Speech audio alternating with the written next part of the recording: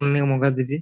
तो सबसे पहले बच्चों हमने इलेक्ट्रिक चार्जेस एंड फील्ड जो चैप्टर स्टार्ट किया था उसमें देखा था इलेक्ट्रोस्टैटिक्स क्या होता है ना। इलेक्ट्रोस्टैटिक्स फिजिक्स की ब्रांच है जिसमें हम चार्जेस जो कि रेस्ट पर है उनके बारे में पढ़ेंगे, है ना। हमने फिर देखा था चार्ज क्या होता है। चार्ज एक फिजिकल प्रॉपर्टी है जो रिस्पॉन्सिबल है इलेक्ट्रिक और मैग्नेटिक फिनोमेना। बच्चे वॉइस बिल्कुल भी तुम्हारे नेटवर्क अच्छी नहीं है, प्लीज म्यूट करो अभी। तुम्हारे नेटवर्क बिल्कुल अच्छे नहीं है। ठीक है, तो चार्ज फिजिकल प्रॉपर्टी है जो रिस्पॉन्सिबल है इलेक्ट्रिक और मैग्नेटिक फिनोमेना के लिए। ठीक है, चार्ज कैसी क्वांटिटी है? स्केलर क्वांटिटी है। याद रखना, स्केलर क्वांटिटी वो होती है जिसके पास सिर्फ और सिर्फ मैग्नीट्यूड होता है और कोई डायरेक्शन नहीं होती है। इसको हम क्यू से डिनोट करते हैं या स्मॉल क्यू से भी डिनोट कर सकते हैं। और इसकी जो एसआई यूनिट होती है वो कूलम होती है। हम आगे और बेहतर तरीके से समझेंगे इसकी एसआई यूनिट। इसके एग्जाम्पल हमने देखे थे, जैसे कि आप स्वेटर कभी अपना खोलते हैं, है ना, तो क्रैकल साउंड आप देखते हैं, तो वो एग्जाम्पल है चार्जिंग का, चार्जेस का। और लाइटनिंग जो होती है वो आपका एग्जाम्पल है चार्जेस का, है ना। लाइटनिंग जो बादल गरजते हैं, जो बिजली कड़कती है, वो आपका चार्जेस का एग्जाम्पल है। उसके बाद आपने ये चीज़ भी देखी होगी कि जब बालों में आप कंघी करते हैं तो उसके बाद पेपर के छोटे छोटे टुकड़े के पास जब आप लेके जाते हैं उसको, तो क्या होता है कि वो अट्रैक्ट करते हैं उन पीसेस को। तो वो अट्रैक्ट क्यों करता है? चार्ज की वजह से करता है। तो चार्ज हमारे, हमने देखा चार्ज होता क्या है, उसके एग्जांपल देखे। तो चार्ज हमारे दो तरह के होते हैं, एक पॉजिटिव और एक नेगेटिव। ये नाम किसने दिया था? ये नाम दिया था बेंजामिन फ्रैंकलिन ने। ठीक है, बेंजामिन फ्रैंकलिन, ये नाम आपको याद रखना है, बेंजामिन फ्रैंकलिन ने। आपको एग्जाम में पूछ सकता है। अनचार्ज बॉडी जो होती है, अनचार्ज सर बॉडी एक के, बार मैं बोलो। हेलो। सर मैं शुरू से बता रहा हूँ, ठीक है सर। इलेक्ट्रोस्टैटिक सर दो चीज। हेलो हाँ, सर, उदय। आवाज आ रही है? उदय, आवाज आ, बट डियर थोड़ा आगे भी बढ़ना है इसको, मतलब तुमको कोई अभी डाउट हो तो वैसे पूछ सकते हैं, पूछ पूछ लेना। लेकिन अभी मेरे को इसको जल्दी से, तुमको अगर रिवाइज है, मैंने रिवाइज करा दिया, इसको हम आगे चलेंगे। ठीक है, तुमको किसी भी चीज में कोई डाउट है तो तुम मेरे से पूछ सकते हो अभी, है ना। अभी मैं इसको, मेरे को रिवाइज कराने दो, फिर हमको चैप्टर में आगे भी पढ़ना है ना। ठीक है। Yes sir.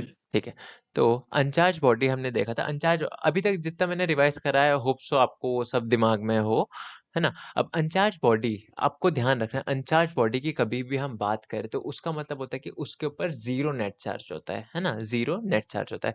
और उसको न्यूट्रल बॉडी भी बोला जाता है। कौन सी body? Neutral body.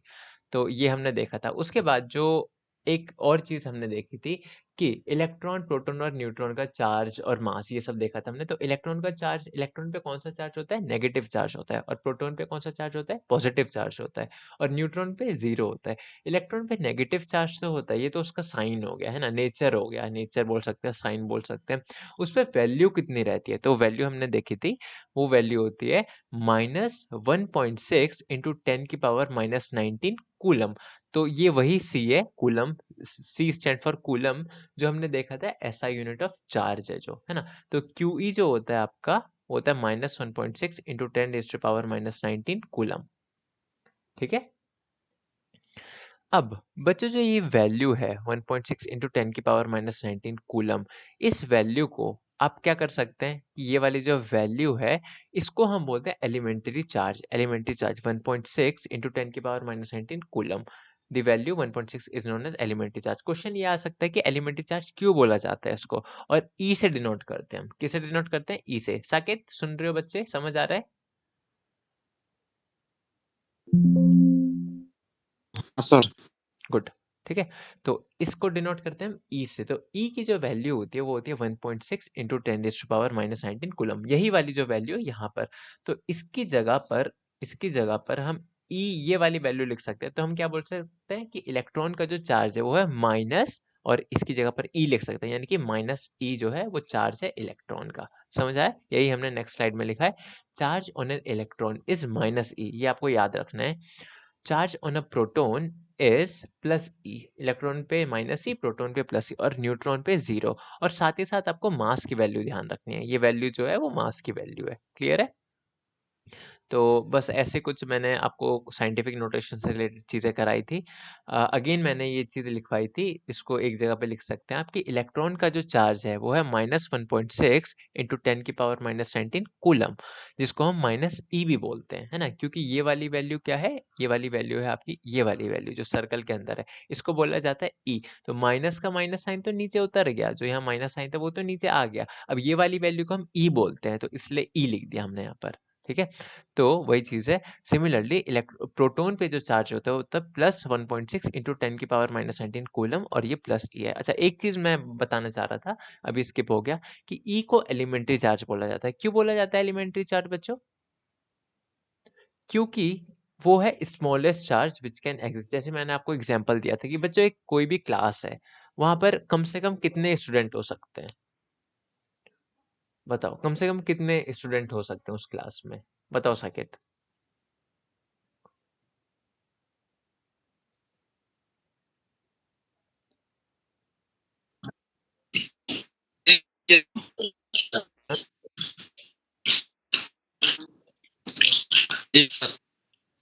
I guess अगर तुम एक जीरो तो बोल रह रहे हो, नहीं सकते। जीरो की बात नहीं कर रहे, जीरो का मतलब तो बच्चे है ही नहीं, है ना? हमारा बोलना ये है कि बच्चे हैं, लेकिन कम से कम कितने हो सकते हैं? तो आई गेस तुमने वन ही बोला है, वेरी गुड। तो मिनिमम एक बच्चा रह सकता है। वैसे ही किसी बॉडी पे जो एक्स्ट्रा इलेक्ट्रॉन हो सकता है वो कम से कम कितना हो सकता है? एक हो सकता है।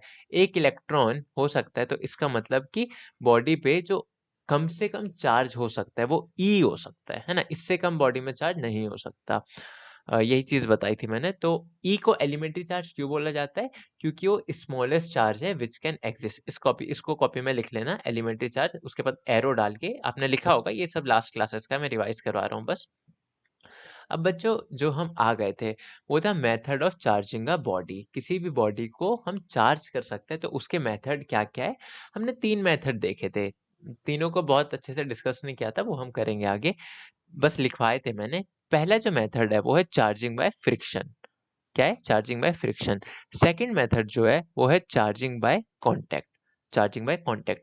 और जो थर्ड है वो है चार्जिंग बाय इंडक्शन। ठीक है? तो एक एक करके हम तीनों को लेंगे। तो पहला है चार्जिंग बाय फ्रिक्शन, तो यही हमने लिखा, चार्जिंग बाय फ्रिक्शन। अगर आपने इसको अपनी नोटबुक में नोट नहीं किया तो इसको नोट कर लेना। अभी भी कर सकते हैं, या फिर इसका रिकॉर्डिंग जो आपको मिलेगा आप उससे कर सकते हैं। तो चार्जिंग बाय फ्रिक्शन, इसको और दूसरे नाम से जाना जाता है जिसको हम बोलते हैं charging by rubbing. Okay, charging by rubbing. Charging by friction को ही चार्जिंग बाय रबिंग बोला जाता है। अच्छा, अब उसका मतलब क्या है इसको हम समझते हैं। चार्जिंग बाय रबिंग क्या होता सर घसना, है? बिल्कुल बिल्कुल, रबिंग का मतलब चार्जिंग में ड्राइंग में होता है। दो बॉडीज को आपस में रब करना, घसेड़ना, ऐसे, है ना? तो उसको बोला जाता है रबिंग।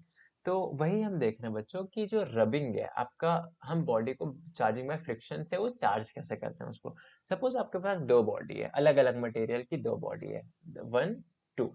अब क्या है, आप चलो, अब क्या है, आप उसको रब करेंगे आपस में। ठीक है, आप ऐसे रब कर रहे हैं, उनको अलग अलग मटेरियल है, रब कर रहे हैं। तो बस यही फ्रिक्शन है, यहाँ पर फ्रिक्शन प्रोड्यूस हो रहा है, आप रब कर रहे हैं। तो बच्चों ऐसे दो बॉडी चार्ज हो जाएगी। ठीक है, बस यही इतना सिंपल था। आप अलग अलग मटेरियल कोई से भी ले सकते हैं, जैसे कि एक प्लास्टिक ले सकते हैं, अपने हेयर ले सकते हैं, है ना? इस टाइप की चीज। सर आपका वीडियो लैग कर रहा है। लैग कर रहे हैं? बीच में सर आपका वीडियो लैग कर रहा है। ओके, हो सकता है तुम्हारा नेटवर्क स्टेबल अनस्टेबल हो बच्चे, मेरा तो क्योंकि ठीक है नेटवर्क। और लाइट जो सर मेरा नेटवर्क सही है। तुमको दिख रहा है साकेत? साकेत तुमको दिख रहा है ढंग से क्या?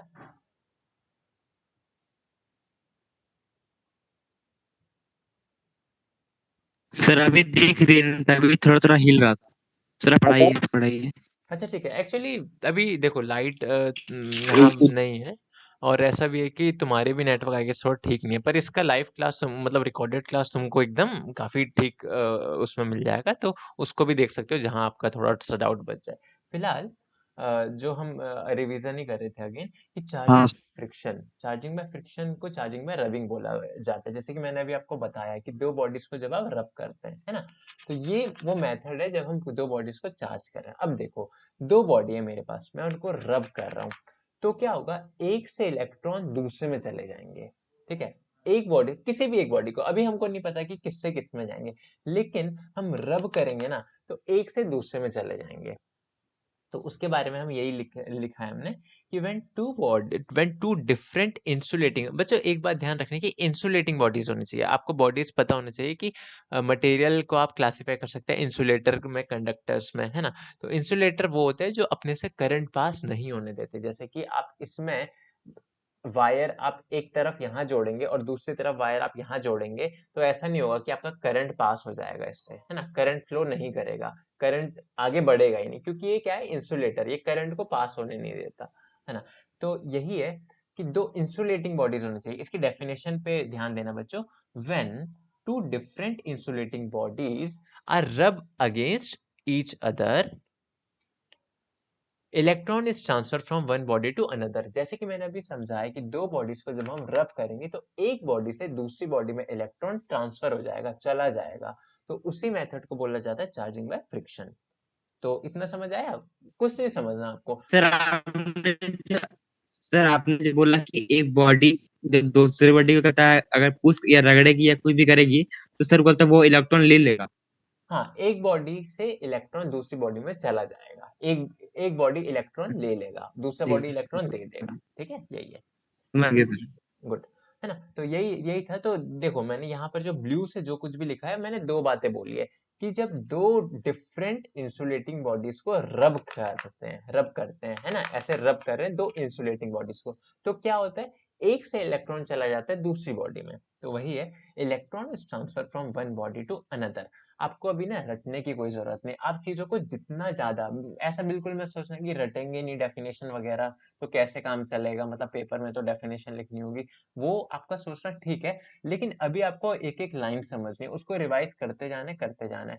जो चीज रटने वाली होगी ना, कि पेपर में जो डेफिनेशन आएगी वो मैं आपको अलग से बता दूंगा। आप ऐसा मत करने लगना कि पूरा अलग से रटने लगो, क्योंकि इसमें बहुत सारी चीजें जो आपका पेपर में डायरेक्टली डेफिनेशन नहीं आएगा। इसका केवल सपोज ऐसा हो सकता है आपको कि बस आप के एग्जाम में ये वर्ड पूछ ले, मतलब कि किसकी ज्यादा होती है, बस ये पूछ ले, लो, है ना। आप इतना बड़ा रटने में लगे हुए हैं, इतना बड़ा आप बहुत देर से रटे जा रहे हैं, लेकिन सारा क्वेश्चन जो आया वो किस पे आया, वो बस इस पे आया कि यहाँ लो था या हाई था। तो आपको रटना नहीं, आपको समझना है। ठीक है, ये चीज मैं बता रहा हूँ।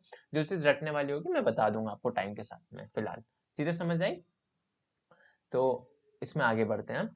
इन दिस मेथड, इस मेथड में जो अभी हमने चार्जिंग बाय फ्रिक्शन की बात की, इलेक्ट्रॉन, जैसे मैंने लिखा है, electron is transfer from one body to another, यहाँ पर electron is transfer from one body to another. तो उसी के आगे मैंने जो चीज लिखी है, in this method electrons are transferred from low electronegative body to high electronegative body. अच्छा, अब ये लो इलेक्ट्रोनेगेटिव बॉडी और हाई इलेक्ट्रोनेगेटिव बॉडी क्या होती है, ये देखते हैं। आपको पता है, कोई भी बॉडी है तो किससे मिलके बनी है बच्चों, एटम से मिलके बनी है। ये बात क्या आपने सुनी थी पहले कभी? एक एक करके मेरे को अपना जवाब दे दो। क्या बोला कि कोई बॉडी है वो एटम से बनी है। एटम, बहुत सारे एटम से मिलके बनी है ना, ऐसा है ना, आपको पता होगा ये, यस सर। है ना। यस सर, ये पता है। ठीक है, साकिब तुमको पता है?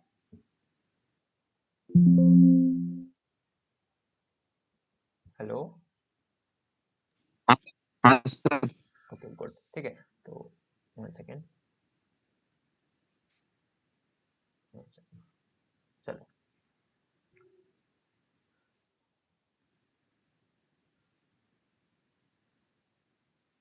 हाँ, तो कोई भी बॉडीज, अब हम ना यहाँ पर बॉडी को नाम दे देते हैं कि ये है बॉडी ए, ये है बॉडी बी। अब देखो, ये बॉडी हमने अभी अभी तुरंत डिस्कस किया था कि ये बॉडी किससे मिलके बनी है, एटम से मिलके बनी है, यानी कि यहाँ बहुत सारे एटम्स है।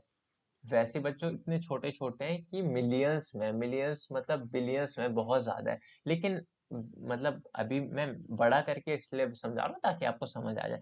तो ऐसे बहुत सारे एटम्स है बॉडी में, तो हम किसी भी एक एटम को एक काम करते हैं, पकड़ते हैं। ठीक है, एक एटम को स्टडी करते हैं। यहाँ है ए का एटम, जो बॉडी ए है उसका एटम यहाँ बना रहा हूं मैं, और जो बॉडी बी है उसका एटम बना रहा हूं यहाँ। ठीक है, अब देखो अब क्या समझने वाली चीज है। समझने वाली चीज ये है कि एटम को एक बार जल्दी से समझ लेते हैं कि क्या होता है एटम। हमको पता है बच्चों कि एटम कैसा होता है, बीच हम में बोले क्या होता है? क्या होता है, जल्दी बताओ। The small particle will compound equal atom. Definition अच्छी बात है, आपने जो भी डेफिनेशन पढ़ रखी है ठीक है, लेकिन अभी मैं समझा रहा हूँ कि असल में होता क्या एटम, है ना। एटम देखो, डेफिनेशन, सर एक स्मॉल पार्टिकल होता है। हाँ एक स्मॉल पार्टिकल होता है, तो मैं भी उसका कंस्टिट्यूशन बता रहा हूँ कि वो कैसे बनता है ना। तो देखो वो कुछ ऐसा होता है कि अंदर जो यहाँ होता है, अंदर जो ये जो कुछ भी है उसके अंदर क्या होता है यहाँ पर, इसको बोला जाता है न्यूक्लियस। क्या बोलते हैं बच्चों, न्यूक्लियस न्यूक्लियस के अंदर क्या क्या होता है ये हम देखते हैं। न्यूक्लियस के अंदर होता है प्रोटॉन्स, और neutron. Very good, protons plus neutrons, है ना। तो न्यूक्लियस के अंदर क्या क्या होता है, प्रोटॉन्स और न्यूट्रॉन्स दोनों होते हैं। अब वो कहाँ होते हैं, अगेन प्रोटॉन्स और न्यूट्रॉन्स, प्रोटॉन पे पॉजिटिव चार्ज होता है, ये आप देख चुके हैं, प्रोटॉन पे पॉजिटिव और न्यूट्रॉन पे जीरो चार्ज होता है। ठीक है, तो प्रोटॉन्स और न्यूट्रॉन्स कहाँ रहते हैं, अंदर, इतनी छोटी सी जगह में प्रोटॉन्स और न्यूट्रॉन्स रहते हैं। इस छोटी सी जगह को बोला जाता है न्यूक्लियस। ठीक है, अब जो इलेक्ट्रॉन होते हैं बच्चों, इलेक्ट्रॉन आपका बाहर चक्कर काट रहे होते हैं, बाहर वो ऐसे घूम रहे होते हैं, है ना, ये इधर घूम रहा है, इधर, इधर, इधर, इधर, इधर, ये आपके इलेक्ट्रॉन्स। तो इलेक्ट्रॉन्स ऐसे चक्कर काट, मतलब सर कहता है इधर घूमते रहेगा ये हमेशा ना। हाँ इलेक्ट्रॉन ऐसे घूमते रहेंगे, है ना। इलेक्ट्रॉन्स जो है ये चक्कर काटते रहेंगे, सारे इलेक्ट्रॉन, ये इधर घूमेगा, ये इधर घूमेगा, ये वाला और आगे, ये भी इधर घूमेगा, ऐसे करके घूमते रहेंगे इलेक्ट्रॉन। ठीक है, इतना क्लियर है। अब देखो बच्चों, मेरे को ये बताओ इलेक्ट्रॉन पे क्या चार्ज होता है, साकिब तुम बताओ। इलेक्ट्रॉन का पॉजिटिव नेगेटिव चार्ज। हाँ नेगेटिव, है ना, बिल्कुल भी कंफ्यूज नहीं होना है।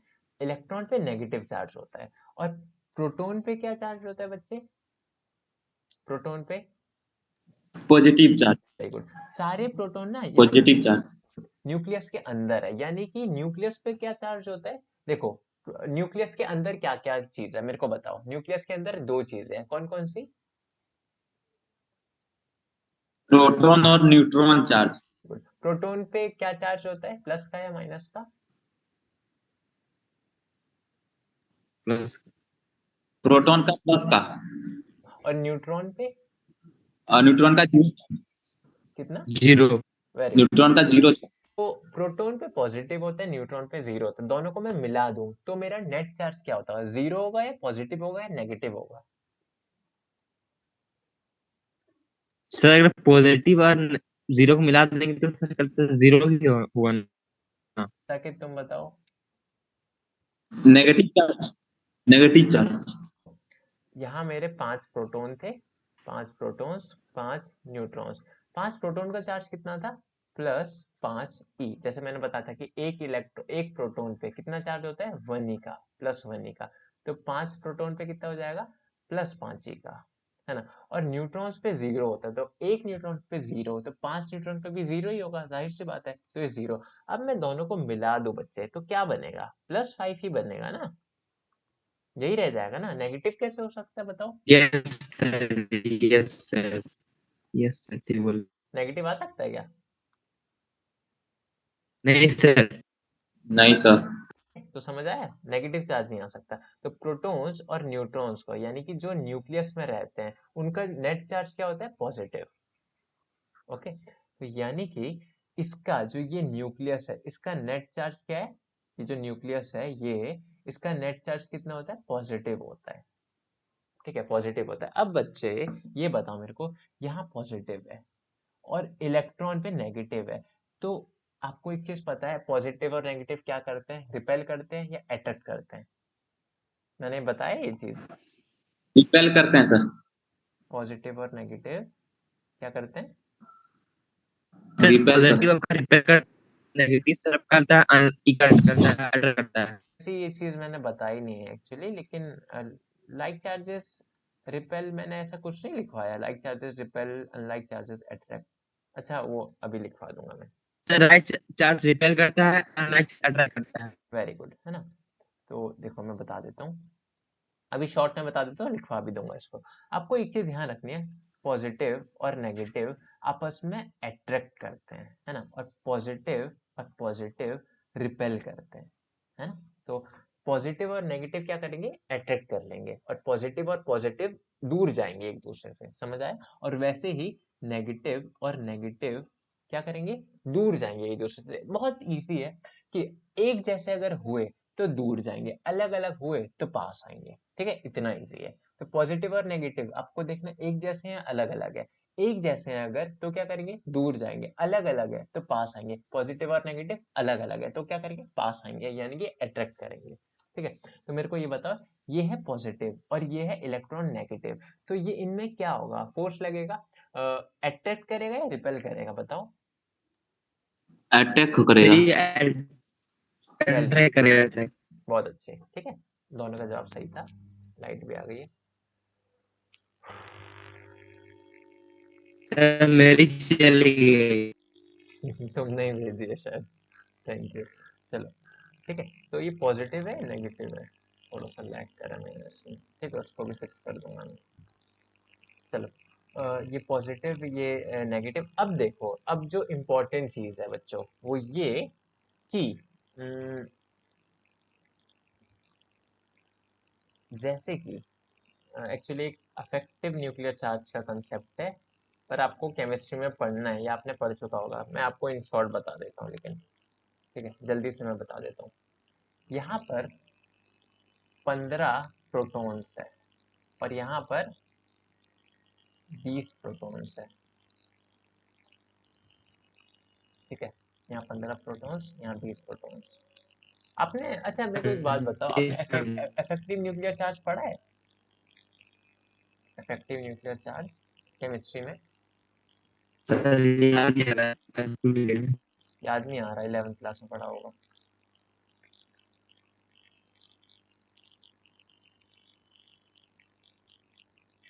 इजी भाषा में समझाता हूँ, देखो, जिस प्रोटोन ने यानी कि न्यूक्लियस कह सकते हो, जिस न्यूक्लियस ने अपने बाहर के इलेक्ट्रॉन को ज्यादा जोर से खींचा होगा।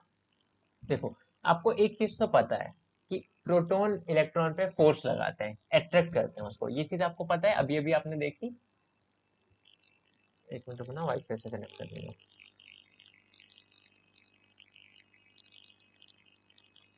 हाँ, देखिए आपने एक चीज कि प्रोटॉन क्या करते हैं, इलेक्ट्रॉन पे फोर्स लगाते हैं, कैसा फोर्स लगाता है, अट्रैक्टिव या रिपल्सिव? Sir attractive.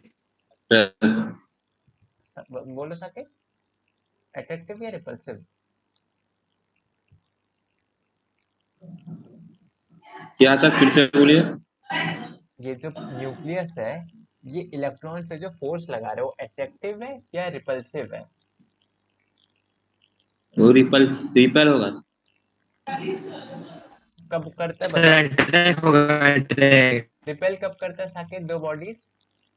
देखो अगेन मैं बता दो दूं। बॉडी हाँ, टूट जाते हैं सर। सर जब दो बॉडी बॉडी नहीं, करेगा, अटैक करेगा। मैं बताता हूँ, अगर चार्जेस एक जैसे हुए, याद रखना मेरी स्टेटमेंट को ध्यान से सुनना, ध्यान से पकड़ना। अगर एक जैसे हुए, पॉजिटिव पॉजिटिव एक जैसा है, प्लस प्लस एक जैसा है ना, तो वो क्या करेंगे, रिपेल करेंगे, धक्का देंगे एक दूसरे को, दूर जाएंगे। अगर अपोजिट हुए, एक दूसरे से अलग हुए, पॉजिटिव नेगेटिव, तो क्या करेंगे, पास आएंगे, अट्रैक्ट करेंगे। अट्रैक्ट का मतलब होता है, देखो अट्रैक्ट का मतलब होता है पास आना, है ना, फोर्स लगाना। अट्रैक्ट का एक्चुअली मतलब होता है कि फोर्स लगाना अपने पास की डायरेक्शन में, अपनी तरफ की डायरेक्शन में, है ना, खींचना अपनी तरफ, अट्रैक्ट करना, है ना। और रिपेल का मतलब होता है अपने से दूर में फोर्स लगाना, मतलब कि धक्का देना उल्टी डायरेक्शन में, समझ आया। तो वही है कि देखो मैंने क्या बताया इसका, तुम एक काम करना अभी,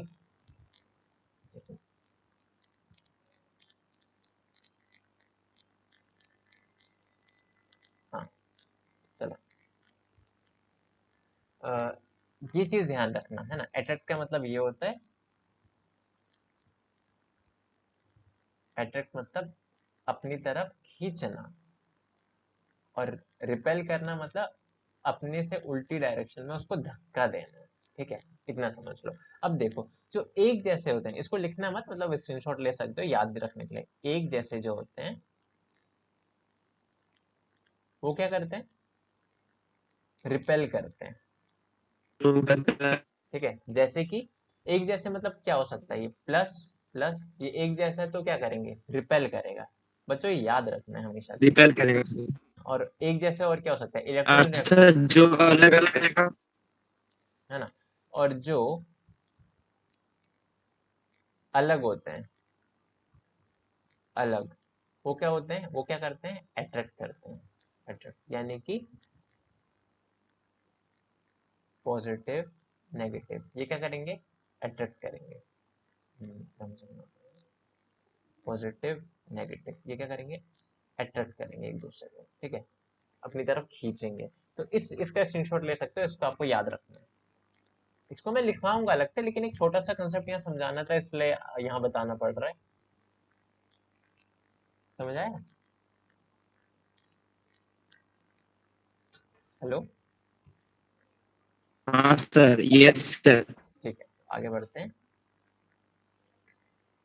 तो देखो, मैं जो चीज बताना चाह रहा था, अगेन अब मेरे को ये बताओ कि ये प्लस है, ये माइनस है, तो क्या करेगा, अट्रैक्ट करेगा अपनी तरफ। प्लस माइनस अलग अलग है तो अट्रैक्ट करेगा अपनी तरफ। अब देखो, अब मेरा सवाल यहाँ से जो चीज मेरे को समझाना था वो ये समझानी थी कि ये है एटम, तो यहाँ पर भी अंदर क्या होगा, न्यूक्लियस होगा। अंदर यहाँ न्यूक्लियस है, और यहाँ पर भी एटम है, यहाँ पर भी एटम है, इसके अंदर भी न्यूक्लियस है। अब दोनों ना अलग अलग है, अलग अलग मटेरियल, दोनों के एटम भी अलग अलग होंगे। एक एटम, इसका जो एटम है, अ, इसका एटम इसके इलेक्ट्रॉन पे फोर्स लगा रहा होगा अपनी तरफ, है ना, अभी हमने देखा ये फोर्स लगा रहा होगा। और इसका भी जो न्यूक्लियस है, इसका प्रोटॉन जो है, इस इलेक्ट्रॉन पे अपनी तरफ फोर्स लगा रहा होगा। इतना चीज क्लियर है? अब देखो, सर मतलब सर एक हेलो सर, बोलो। फोर्स लगा रहा है अभी। अभी तो हमने तो देखा, ये दोनों अपनी तरफ फोर्स लगा रहा है, ए और बी। अभी तो हमने देखा कि नहीं पॉजिटिव चार्ज है तो क्या करेगा, खींचेगा अपनी तरफ, इलेक्ट्रॉन को अपनी तरफ खींचेगा, है ना। तो वही चीज है, यहीं पर सेम चीज हमने देखी कि जो पॉजिटिव चार्ज है, ये पॉजिटिव है, ये क्या कर रहा है, इलेक्ट्रॉन को खींच रहा है, और सिमिलरली ये वाला भी पॉजिटिव अपने इलेक्ट्रॉन को खींच रहा है। अब देखो, अब ऐसा है कि जब हम उनको पास में लाके रब करेंगे, ऐसे हमने उनको पास लाया और रब किया, तो क्या होगा, ये एकदम पास पास हो जाएंगे, मतलब इनकी बॉडी एकदम ऐसे हो जाएगी, एकदम पास पास आ जाएगी, तो इनके एटम भी एकदम आस पास आ जाएंगे। साकेत समझ आ रहा है? हाँ सर। ठीक है, इनके एटम भी एकदम पास पास आ जाएंगे। तो अब क्या होगा, अब जब हम आपस में रब करेंगे तो यहाँ पर क्या होगा, देखो ये पास आ गए, क्योंकि ये भी पॉजिटिव, ये भी पॉजिटिव, यहाँ पर इलेक्ट्रॉन है, यहाँ पर भी इलेक्ट्रॉन है। तो क्या होगा, आपको ये नहीं देखना है कि पॉजिटिव बस ये वाला पॉजिटिव बस इस इलेक्ट्रॉन पे फोर्स लगाएगा, ये है पॉजिटिव, इसको कहीं भी नेगेटिव मिले वो फोर्स लगाएगा। आपको पता है पॉजिटिव नेगेटिव को अट्रैक्ट करता है, तो नेगेटिव कहीं भी मिले वो उसको खींचना चाहेगा। तो वही चीज है, जैसे ये हम पास लाए तो क्या होगा, ये इस वाले पे तो फोर्स लगा रहा था, अपने वाले पे तो लगा रहा था, लेकिन इसको ये सर आपने देगा इसको ही ना। क्या, हाँ, इसको ये इलेक्ट्रॉन दिख गया इधर, तो ये इस पे भी फोर्स लगाएगा, है ना। अब देखो, इलेक्ट्रॉन इसको दिख गया, अब जो इस इलेक्ट्रॉन पे ज्यादा जोर से फोर्स लगाएगा, है ना, जो इस इलेक्ट्रॉन पे ज्यादा जोर से फोर्स लगाएगा, इलेक्ट्रॉन उसकी तरफ चला जाएगा। देखो ये वाला, इसको हम नाम दे देते हैं ए का एटम, इसको नाम देते हैं बी का एटम। तो ए का जो न्यूक्लियस है वो इलेक्ट्रॉन को खींच रहा होगा, और बी का जो न्यूक्लियस है वो भी इलेक्ट्रॉन को अपनी तरफ खींच रहा होगा, है ना। अब जो इस इलेक्ट्रॉन को ज्यादा जोर से खींचेगा, इलेक्ट्रॉन उसकी तरफ चला जाएगा। जैसे कि सपोज ए के न्यूक्लियस ने, ए के एटम में जो न्यूक्लियस है उसने इस इलेक्ट्रॉन को जोर से खींचा, तो इलेक्ट्रॉन क्या होगा, इस बॉडी से इधर चला जाएगा, चले जाएगा, है ना, इस बॉडी से यहाँ पर आ जाएगा, इसके न्यूक्लियस के यस पास आना चाहेगा, यही होगा। तो यही है। तो इस बॉडी को ना, मतलब जो ये वाली जो चीज है कि एक के प्रोटॉन ने दूसरे के इलेक्ट्रॉन को खींच ले, इसको हम बोलते हैं इलेक्ट्रोनेगेटिविटी। ये आपने केमिस्ट्री में पढ़ा होगा, मेरे को फिजिक्स में पढ़ाना पड़ रहा है क्योंकि मेरे को पता है आप भूल गए होंगे पक्का। इलेक्ट्रोनेगेटिविटी, इलेक्ट्रोनेगेटिविटी का मतलब क्या होता है? इलेक्ट्रॉन खींचने की ताकत। इस स्टेटमेंट को रट लेना, इलेक्ट्रोनेगेटिविटी मतलब इलेक्ट्रॉन खींचने की ताकत। समझ आया क्या होता है इलेक्ट्रोनेगेटिविटी? एक एक करके बताओ मेरे को। इलेक्ट्रॉन खींचने की ताकत, ठीक है, इलेक्ट्रॉन खींचने की ताकत। साकेत क्या होता है? Electro infinity power. इलेक्ट्रॉन खींचने की ताकत है ना। इलेक्ट्रोनेगेटिविटी होता है कि कौन न्यूक्लियस किस इलेक्ट्रॉन को जोर से खींचेगा अपनी तरफ। तो जो ज्यादा जोर से खींच पाया, हम क्या बोलेंगे कि वो उसकी ज्यादा इलेक्ट्रोनेगेटिविटी है। तो देखो अब वापस से हम यहाँ पर आते हैं। इन दिस मेथड जो हमने चार्जिंग बाय फ्रिक्शन देखा, इलेक्ट्रॉन जो है वो ट्रांसफर होंगे, कहाँ से कहाँ ट्रांसफर होंगे?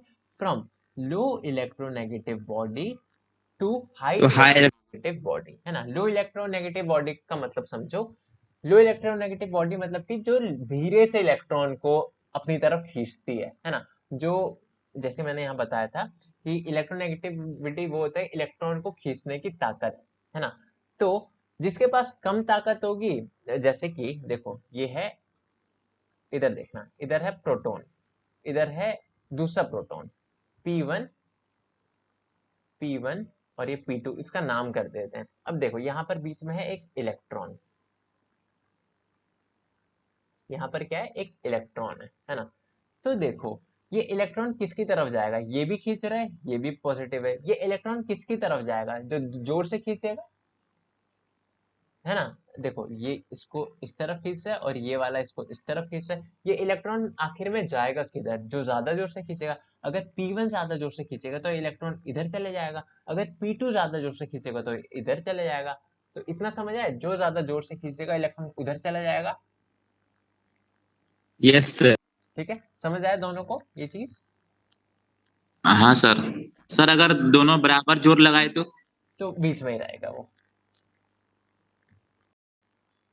तो हम क्या बोल रहे थे कि इलेक्ट्रॉन, हाँ, तुमने जो सवाल पूछा था कि अगर बराबर खींचेंगे तो क्या होगा? अगर बराबर खींचेंगे तो इलेक्ट्रॉन कहीं नहीं जाएगा। लेकिन अब बराबर क्यों नहीं खींचेंगे मैं वो बताता हूँ। हमने देखो इस डेफिनेशन में क्या बोला था साके,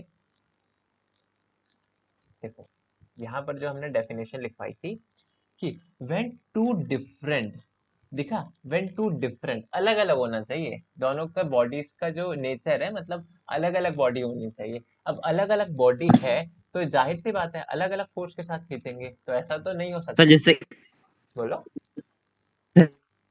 जैसे कि सर मान लीजिए P1 पतला है, फिर जो मोटा है तो वो ज्यादा तेज से खींचेगा, ऐसा भी हो सकता है।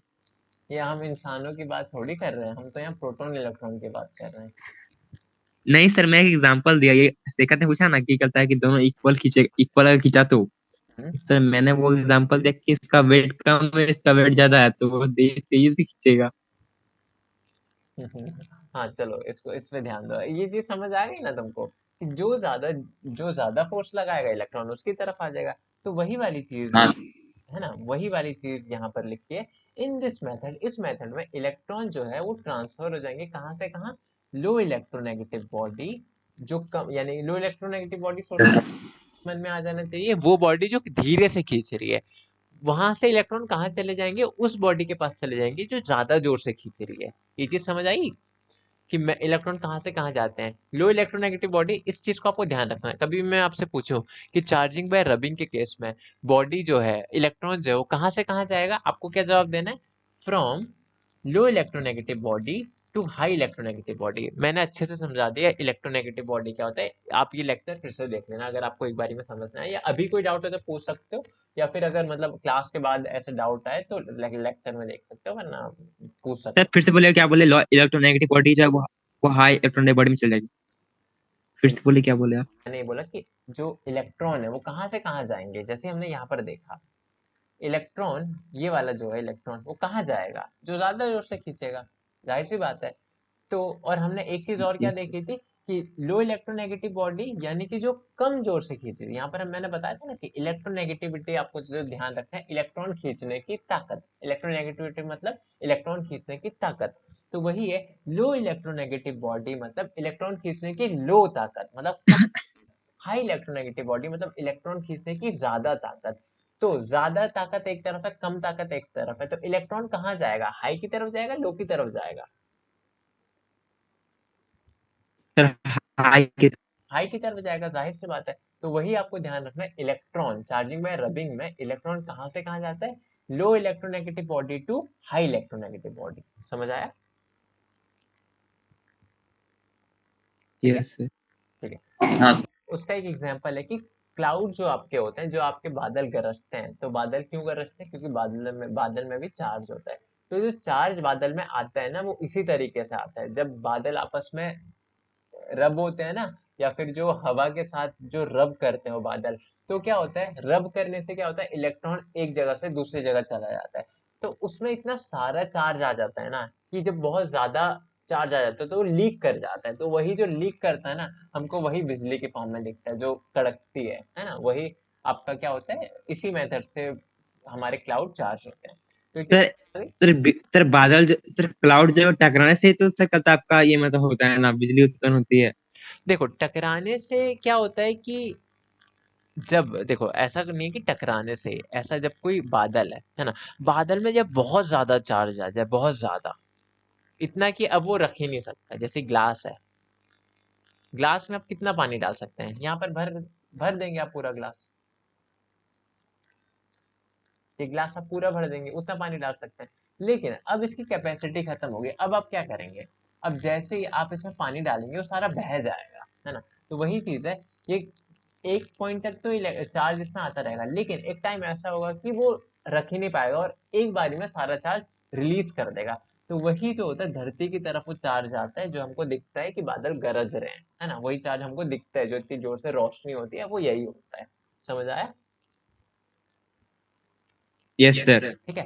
तो यही था आपका चार्जिंग बाय फ्रिक्शन। आपको चार्जिंग बाय फ्रिक्शन के बारे में एक एक चीज आनी चाहिए। आप इसके नोट्स लिखते हो? आपने ये लिखा जो हमने अभी डिस्कस किया, ये जो लिखा हुआ है सर ये? मैंने लिख लिया, सर मैंने लिखा। गुड। साकेत, तुमने? हाँ सर। बोला, ठीक है। थोड़ा घर है सर, कॉपी उपी कुछ लाए नहीं है इसलिए लिखे, मतलब कॉपी तुम काम है। कोई बात नहीं, फिर रिकॉर्डिंग से लिख लेना, अभी घर में हो तो, है ना। चलो, अब आते हैं हम अगले मेथड पे। अगला मेथड यानी कि क्या? पहला मेथड हमने यहाँ देखा था ना कि कितने मेथड है बॉडी के चार्ज होने के। एक, चार्जिंग बाय फ्रिक्शन। दूसरा, चार्जिंग बाय कांटेक्ट। तीसरा, चार्जिंग बाय इंडक्शन। तो पहला तो हमने देख लिया, बहुत आसान था बच्चों, इसमें कोई दिक्कत नहीं आनी चाहिए आपको। दूसरा है चार्जिंग बाय कांटेक्ट, ये और भी ज्यादा आसान है। और तीसरा है चार्जिंग सर बाय। इसका मतलब होता है कि आपस में कनेक्ट रहेगा सर, मतलब आपस में कनेक्ट हो जाएगा, चार्जिंग में कनेक्ट। कांटेक्ट से मालूम पड़ रहा है कि दो बॉडी कांटेक्ट में आ रही है, टच हो रही है। यहाँ हमको घिसने की जरूरत नहीं, दो बॉडी को रगड़ने की जरूरत नहीं, हम बस छू देंगे ना तो भी चार्ज चला जाएगा। तो सेकंड मेथड में हमको चार्जिंग बाय कांटेक्ट करना है। थर्ड मेथड जो है चार्जिंग बाय इंडक्शन है। आपके लिए खुशी की बात ये हो सकती है कि आपका ये जो अब इस बार जो सिलेबस चेंज हुआ है, ये आपकी बुक से हट ही गया है, चार्जिंग बाय इंडक्शन। तो शायद ये उतना डीप में ना देखें हम इसको, क्योंकि आपके पेपर में आने नहीं वाला। लेकिन चार्जिंग बाय कांटेक्ट है, तो अब हम चार्जिंग बाय कांटेक्ट पढ़ते हैं। देखो, चार्जिंग बाय कांटेक्ट होता क्या है, इसको लिखते हैं। यहाँ आपको लिखना है,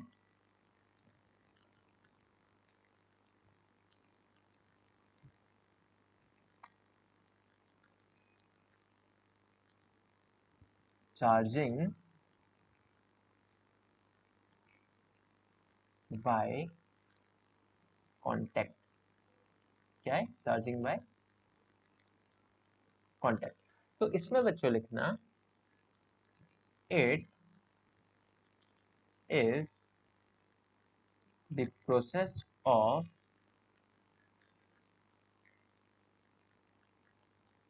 charging an uncharged conductor body by bringing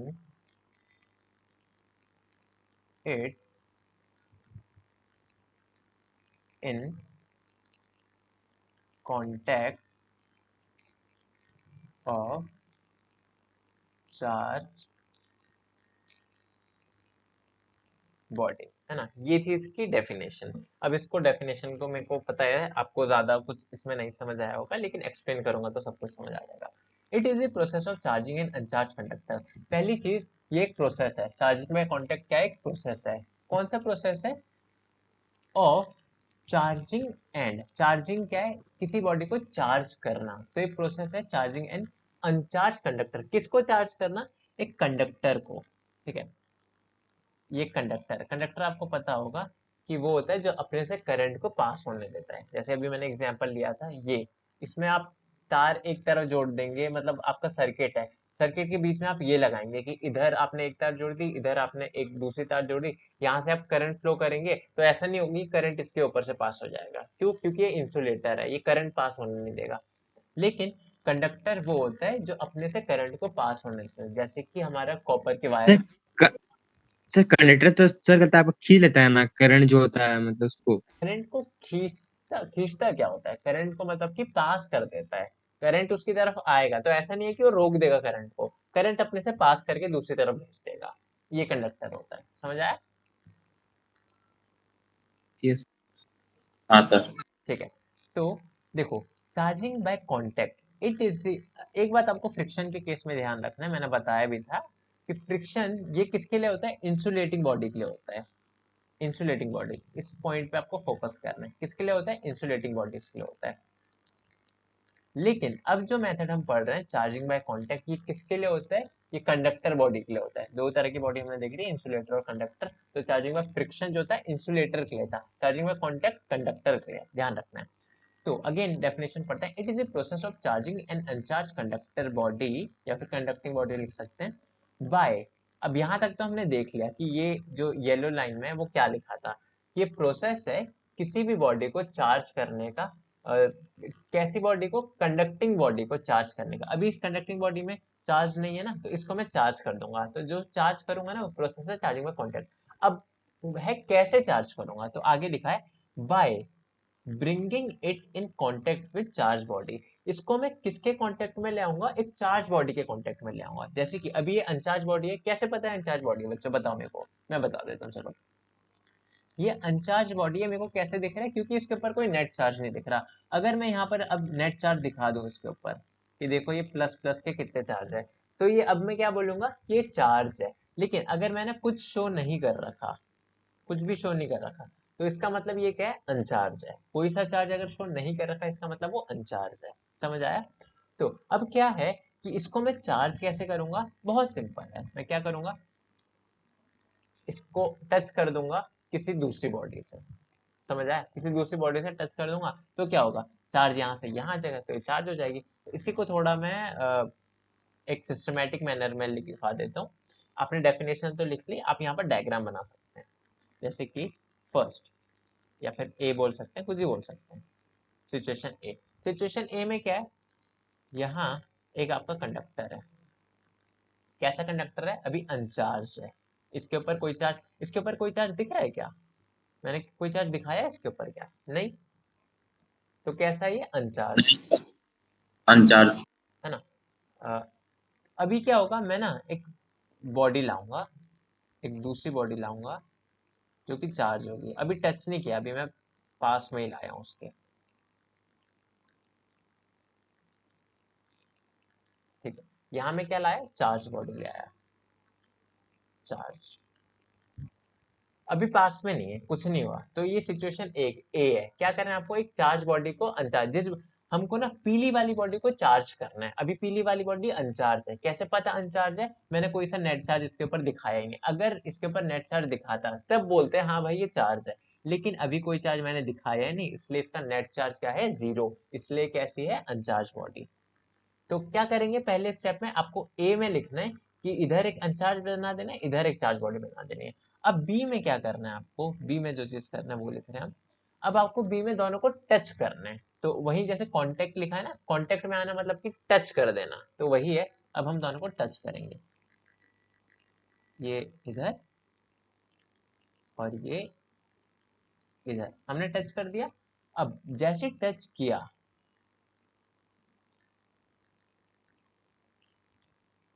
ठीक है, जैसे ही टच किया तो यहां से क्या होगा, चार्ज इसमें आने लगेगा, है ना, इसमें आने लगेगा चार्ज। तो सी में आपको लिखना है, बी में आपने ये दिखा दिया, सी में आपको क्या दिखाना है, सी में आपको वापस अब ना चार्ज बी से, मतलब कि इस ब्लू वाली बॉडी से येलो वाली बॉडी में आ गए, तो जैसे आ गए अब आपको दोनों को वापस अलग कर देना है, ये ऐसे और ये, मतलब अलग कर सकते हैं।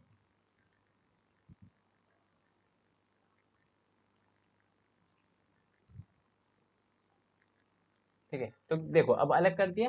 अब ये वाली ब्लू येलो वाली बॉडी पहले क्या थी, अनचार्ज थी, लेकिन अब देखो अब क्या हो गई, चार्ज हो गई, है ना, चार्ज हो गई। तो आप लिख सकते हैं यहाँ पर कि ये भी है चार्ज और ये भी है चार्ज। ये तो पहले से चार्ज थी, ब्लू वाली बॉडी ने अपना चार्ज येलो वाली बॉडी को दे दिया, तो अब देखो येलो वाली बॉडी भी चार्ज हो गई। तो बस आपका यही था चार्जिंग बाय कांटेक्ट। एक बार फिर से देख लेते हैं, it is the process of, अब डेफिनेशन शायद आपको और बेहतर तरीके से समझ जाए। It is the process of charging an uncharged conductor, एक अनचार्ज कंडक्टर, यानी कि अनचार्ज कंडक्टर कौन सा था, ये येलो वाला था। तो ये वो प्रोसेस है जिसमें हम क्या करेंगे, इस अनचार्ज कंडक्टर को चार्ज कर देंगे। कैसे चार्ज करेंगे, बाय कांटेक्ट में लाके उसको दूसरी बॉडी से छूकर, किस बॉडी से छूकर, चार्ज बॉडी से छूकर। यहाँ पर ये चार्ज बॉडी से मैंने इसको टच किया, कांटेक्ट में किया, तो दोनों चार्ज हो गई। इस पेज में देखो कोई भी दिक्कत है बच्चों, इसको आप एक बार डेफिनेशन पढ़ो और मेरे से डिस्कस करो, कुछ भी दिक्कत हो तो।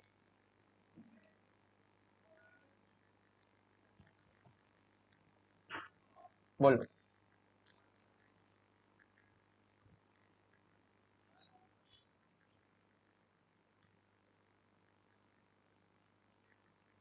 हेलो,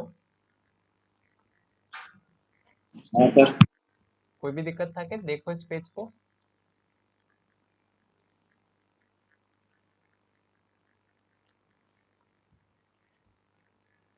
हेलो हाँ,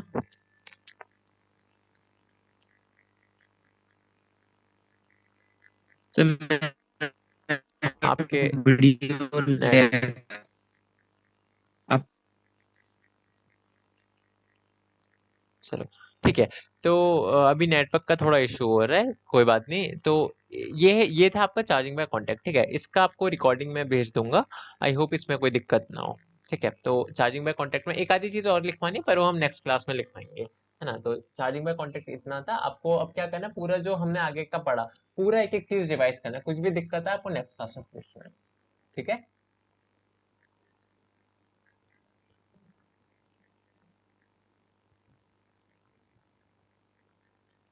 ठीक है सर। ठीक है, तो आज के लिए इतना ही करते हैं।